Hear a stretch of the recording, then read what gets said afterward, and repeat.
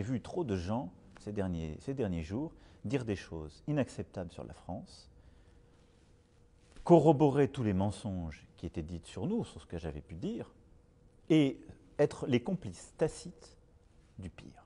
Vous savez, je veux que vous compreniez ce que nous sommes en train de faire en France.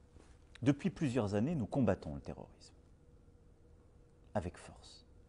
Il a coûté la vie à plus de 300 de nos concitoyens, et parfois d'étrangers qui vivaient sur notre sol. Ce terrorisme, qui est fait au nom de l'islam, est un fléau pour les musulmans du monde entier. Vous le disiez vous-même tout à l'heure.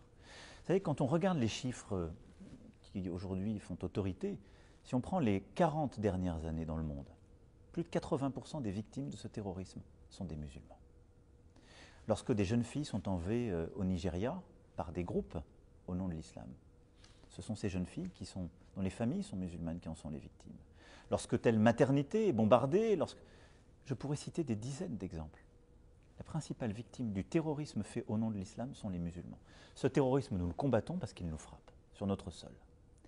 Il y a ensuite une deuxième catégorie que j'ai décidé de combattre. Et là-dessus, il y a eu des incompréhensions parce qu'il y a eu un problème de traduction.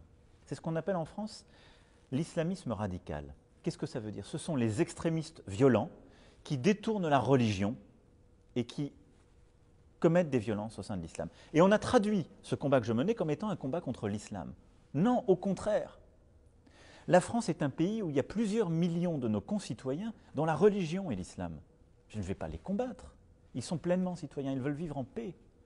Et nous avons des pays amis partout dont la religion majoritaire est l'islam. Mais aujourd'hui, au nom de l'islam et détournant cette religion, des extrémistes violents font le pire. Et ils ne sont pas terroristes. Mais qu'est-ce qu'ils font? Ils déscolarisent des enfants, ils les endoctrinent et ils justifient la violence. Sur notre sol en France, ils agissent, en connexion avec des groupes à l'étranger. Et donc, ce à quoi nous nous sommes attelés depuis 3 ans avec beaucoup de force, c'est justement d'essayer de réduire leur emprise pour protéger notre peuple et pour protéger, entre autres aussi, les Français de confession musulmane. Parce qu'ils nourrissent progressivement un sentiment qui peut être nocif pour l'amitié justement entre les religions. Parce que comme tout ça se fait au nom d'une religion, il y a une incompréhension qui naît. Et donc ce que j'ai réaffirmé dans le discours des Mureaux au début du mois d'octobre, c'est ma détermination par un projet de loi qui arrive, qu'on a appelé séparatisme. Mais je veux lever les ambiguïtés, qui est un projet de loi pour lutter contre ces groupes et ces personnes extrémistes, violents, qui agissent au nom de l'islam. C'est de protéger toutes les Françaises et les Français, et plus largement, et en particulier ceux dont la religion est l'islam. Et donc, qu'est-ce que nous allons faire? Les empêcher de déscolariser des enfants de la République. Nous allons empêcher qu'il y ait des financements liés avec des activités terroristes qui viennent leur permettre de mener leurs activités. Donc, on va créer de la transparence financière. Et on va surtout s'assurer, ce qui est pour moi essentiel en France, que toute personne, quel que soit son culte, ce n'est pas mon sujet, quelle que soit sa religion, mais respecte pleinement les lois de la République française. Ça, c'est essentiel. Et donc, c'est ça ce que nous sommes en train de faire. Mais moi, je veux faire la séparation entre ces extrémistes qui commettent le pire ou justifient le pire, parfois dans des discours très sophistiqués et dangereux, avec les musulmans.